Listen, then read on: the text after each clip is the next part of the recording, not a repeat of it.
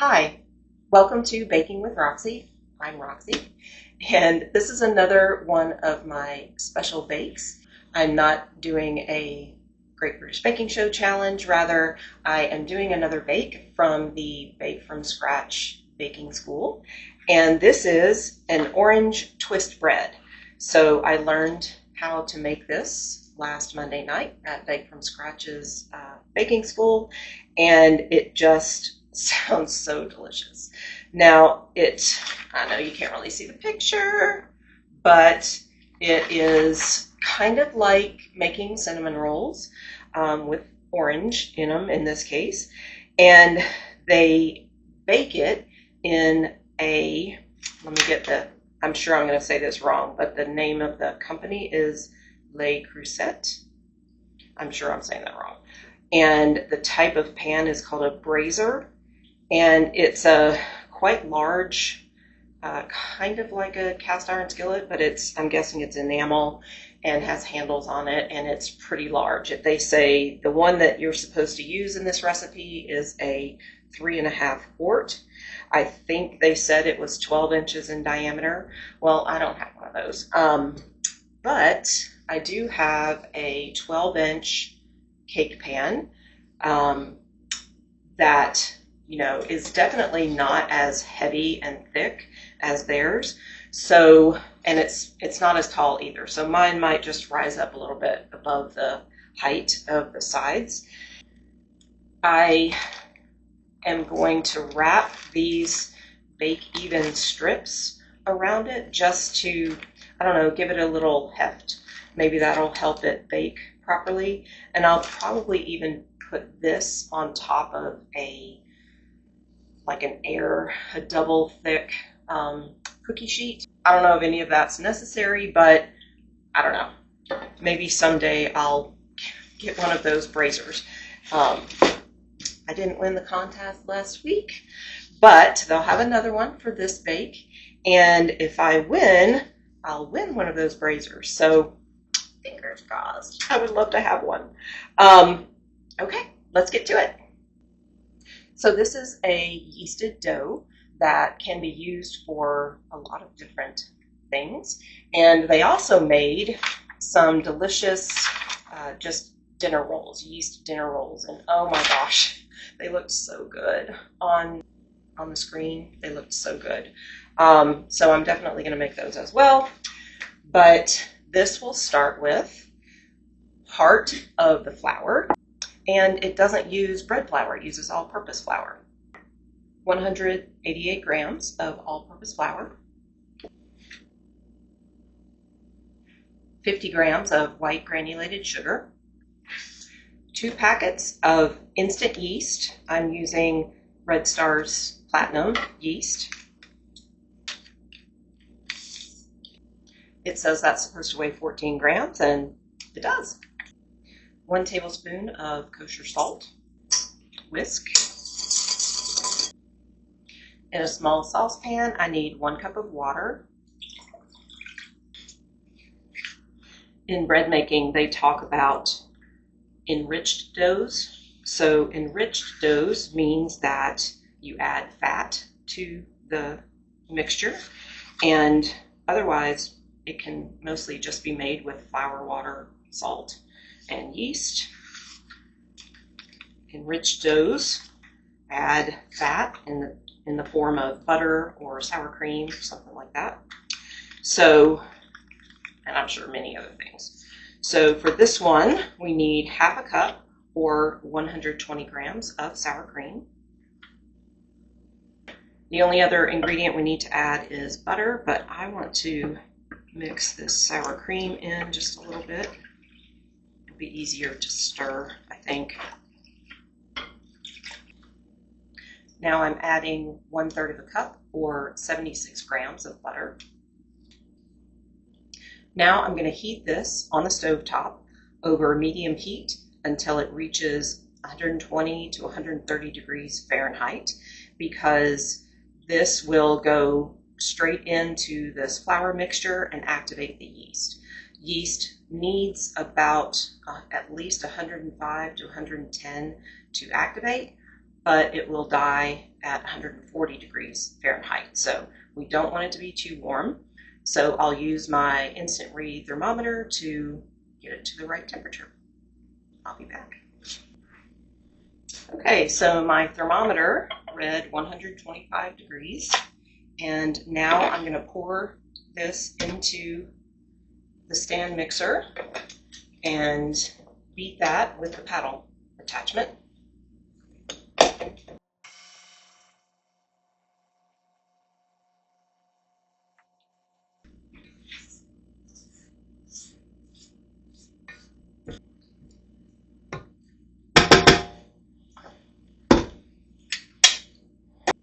I beat that just until all of the wet and dry ingredients were combined.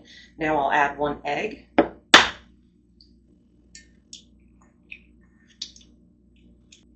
And mix it in.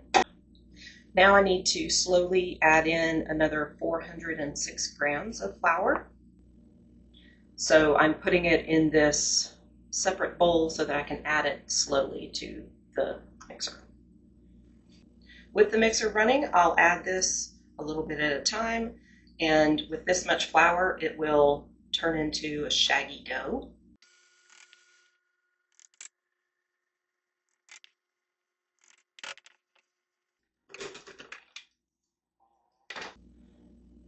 It is very shaggy, and it's still pretty liquidy.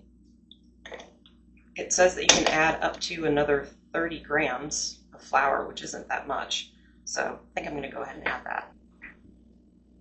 This is a half cup measuring cup, and it's definitely less than that. So an additional 30 grams of flour.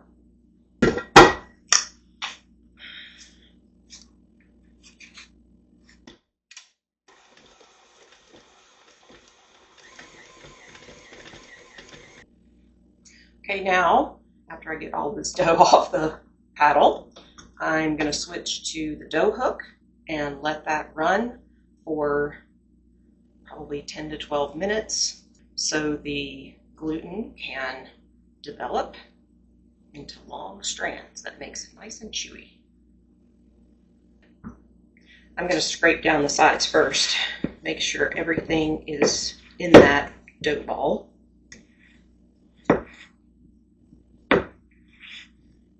And the bottom, of course.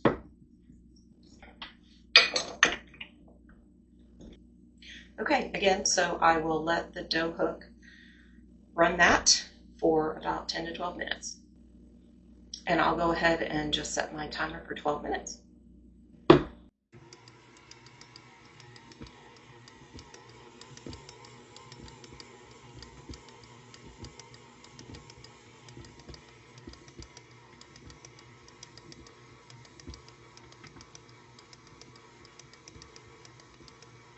Okay, it's been 12 minutes. So now I need to put the dough into another bowl, and I'm just going to give it a quick little spritz of some baking spray. Don't need much.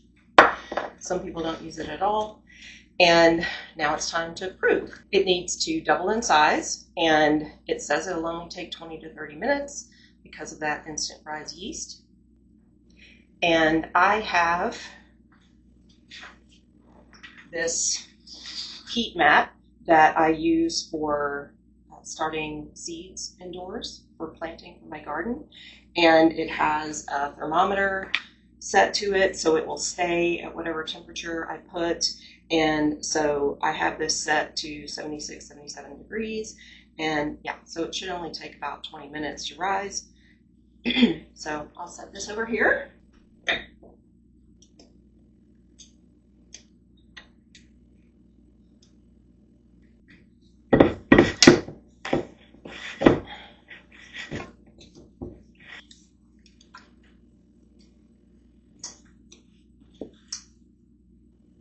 The easiest way to get this all out in one shot is to use a rounded bowl scraper.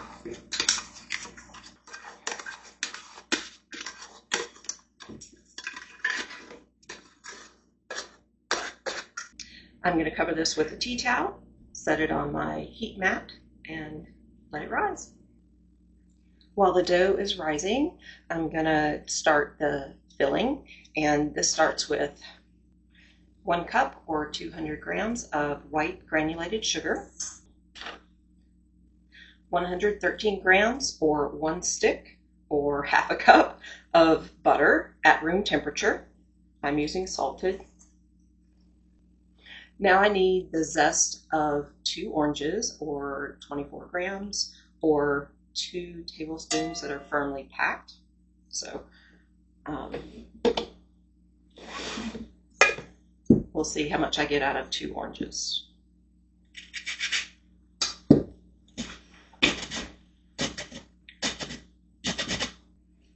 I only got 5 grams out of that one, so I'm glad I have 4 oranges.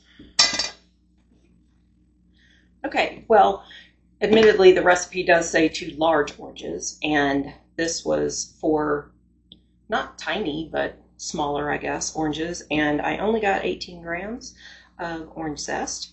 So to make it a little more orangey, I'm going to add a teaspoon of orange emulsion.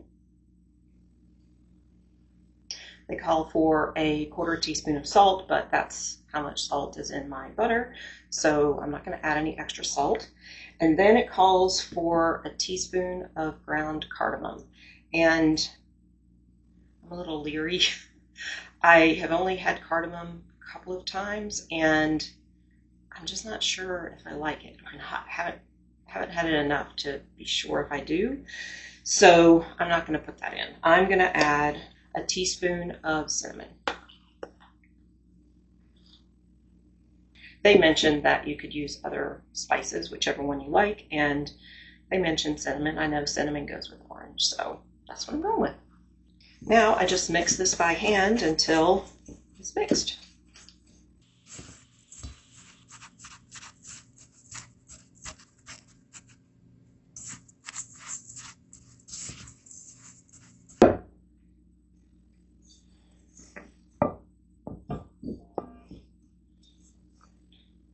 So you end up with a slightly brown paste that has lots of orange zest. I feel like hers was more orange colored, but I used all the orange zest I have, so hopefully it'll be good. I prepared my 12-inch cake pan by putting the baking strips on, and I'm going to spray it with some baking spray with flour. Okay, the dough has doubled in size, at least. Now they say punch it down to get the air out.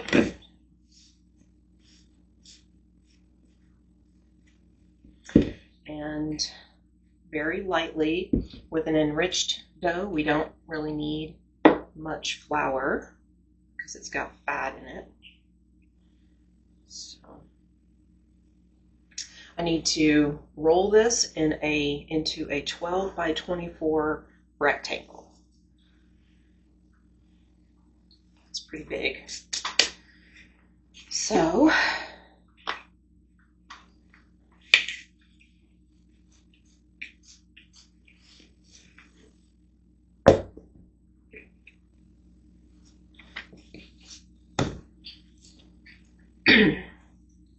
so when you have a pie crust, when you put your dough in the refrigerator, you make it into a disc, right? Because you want to roll it into a circle. So she said you should start with your dough in a rectangle.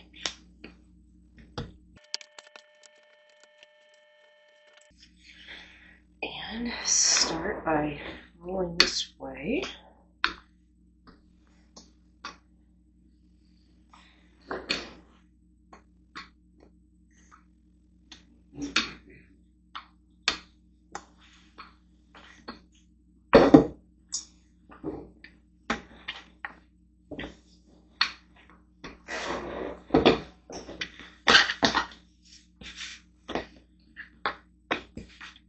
Check to make sure it's not sticking.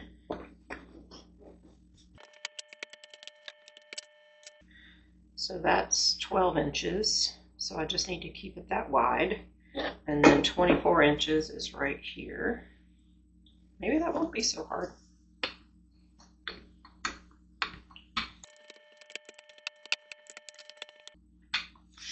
feel like I'm getting it too wide.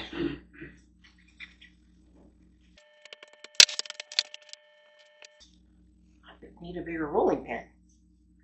Guess I need a 12-inch at least rolling pin. This one's only 10 inches. That would help.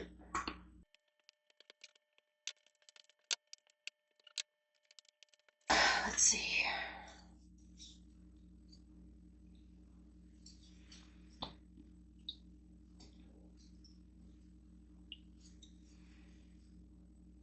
Oh, it's definitely wider. It does still need to be a little longer. Lift it up like that so I can see if it's just staying that size because it's stuck or because it's actually rolled out to that size. Okay, well, there we go, 24 by 12. So now I just need to put some of this filling out in clumps, and then I'll spread it around.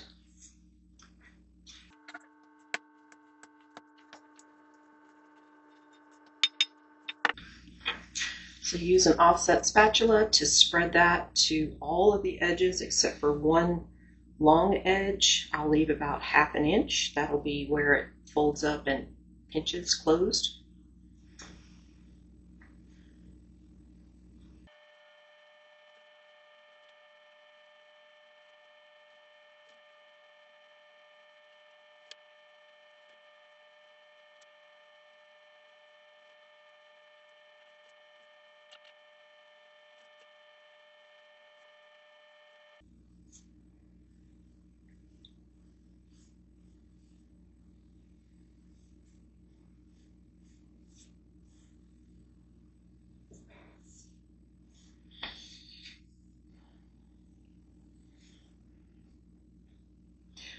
Well, it's certainly quite thin.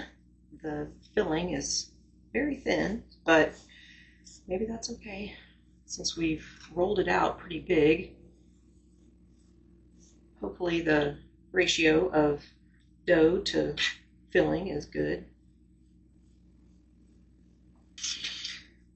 Okay, now I need to roll it up as tight as I can.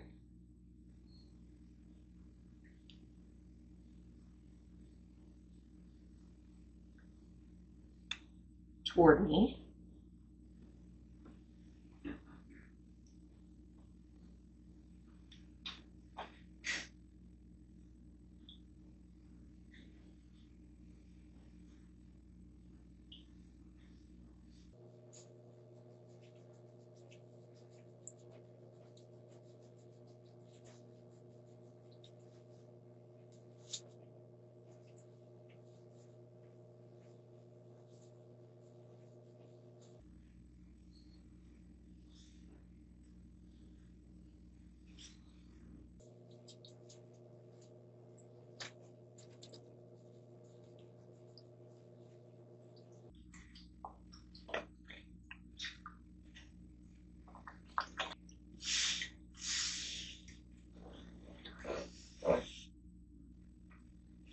Okay, so when I get around the seam,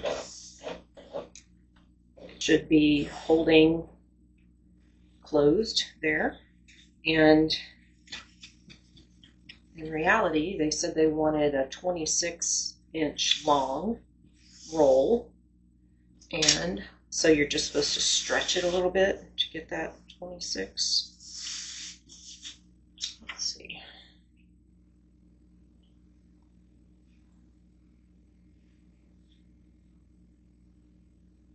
Oh, stretched it a little too much. Okay. Not to 28, but that's all right. Just push it back together. Okay, so with the seam, like right on the, if you were looking at a clock face this way, it would be like the 5 o'clock position. You don't want it right at 6 o'clock because then when you cut it, it could fall apart. So now the idea is to slice this whole thing in half. And they showed 2 different ways of doing it, either with a serrated knife like this bread knife, or using kitchen shears. I'm just going to try it like this. She seemed to think it was easier with the kitchen shears, but I'm just going to try it. So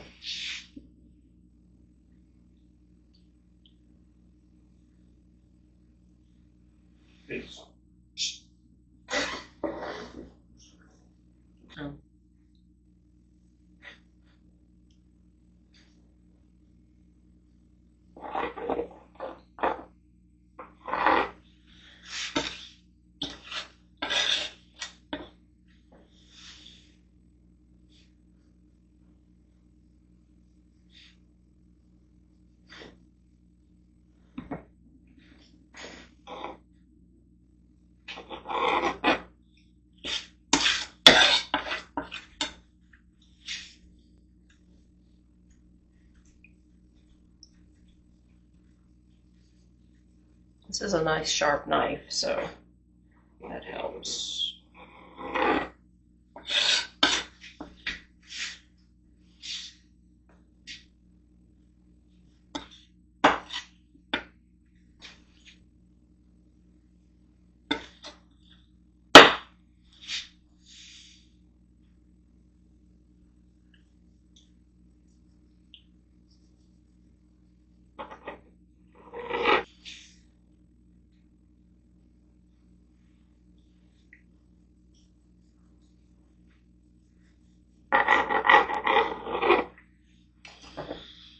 Okay, now we turn these so that the cut side is up.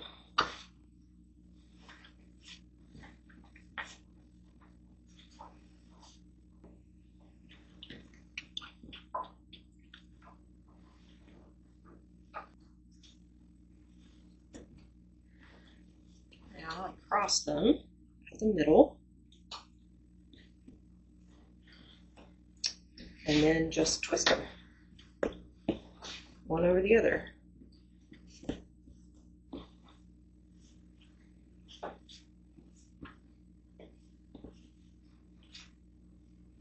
at the end, you pinch the end together a little bit. Twist the other side.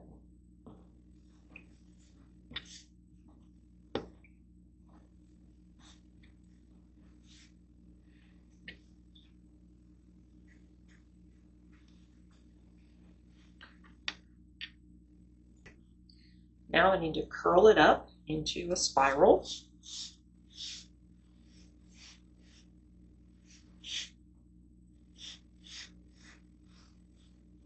Like that. That's how it's going to go in the pan.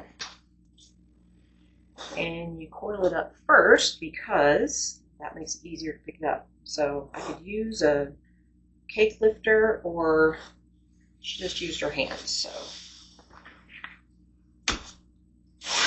one quick movement. Now you see how the dough is all, the spiral is touching. You need to spread that out because we're going to let it prove again. And it needs to double in size again. Here I want to sort of tuck the ends under.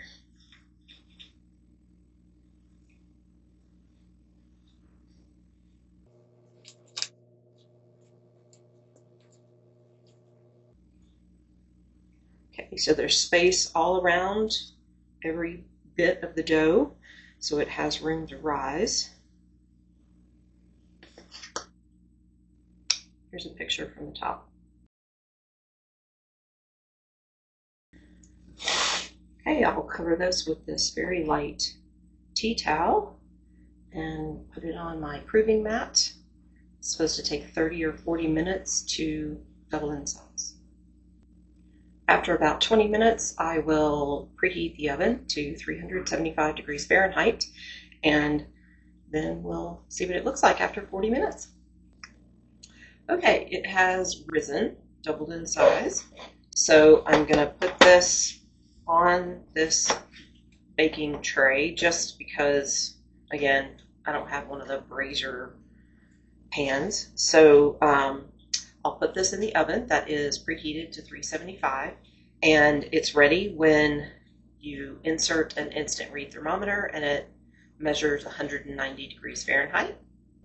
That's supposed to take 25 to 30 minutes, and I don't want it to get too brown on the top because it could be raw in the middle and burn on the top. So I'm going to check it after about 20 minutes, and if it's getting too brown on top but it's not ready inside, I'm going to put a piece of foil over the top.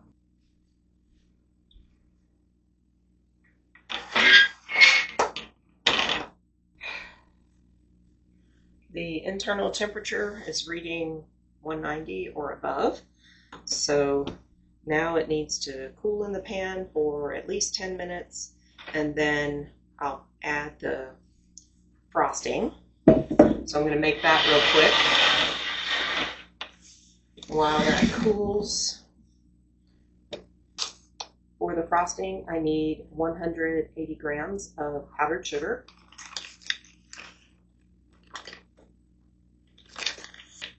2 tablespoons or 30 grams of sour cream,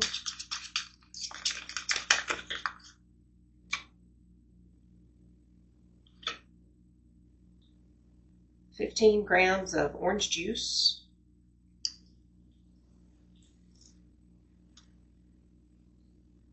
that was a quarter of an orange, and that was about it. Then I'm going to add a little bit more of this orange emulsion. Let's see how much I have. A teaspoon of orange emulsion.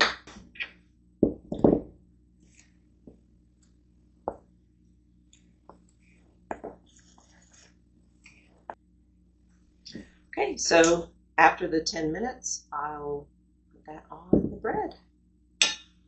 Okay, while it's still warm, I'm adding the icing. It almost doesn't seem like enough as big as this thing is.